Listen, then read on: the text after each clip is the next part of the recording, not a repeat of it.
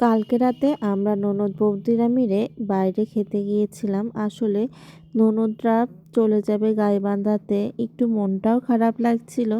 তাই আর কি ওদেরকে নিয়ে ঘোরাঘুরি করে আমরা খেতে গিয়েছিলাম কাচ্চি ভাইতে। কিন্তু কাচ্চি ভাইয়ের রান্নাটা এদিনকে এত বাজে ছিল, মোটেই ভালো লাগেনি খেতে।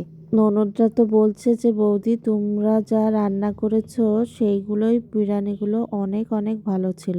আর পায়েলও একটা কাজে এসেছে, আসলে কাকির একটা ছোট অপারেশন ছিল, তাই আর কি ও এসেছিল।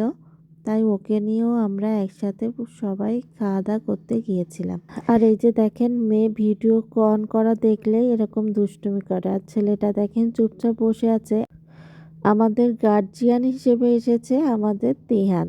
আমরা সবাই এখানে মেয়ে মানুষ, আর এখানে আমাদের ছেলে আমাদেরকে পাহারা দিয়ে নিয়ে এসেছে। এই যে সবাই মিলে আবার একটু টুকটাক ভিডিও করে বাড়ি চলে গেলাম।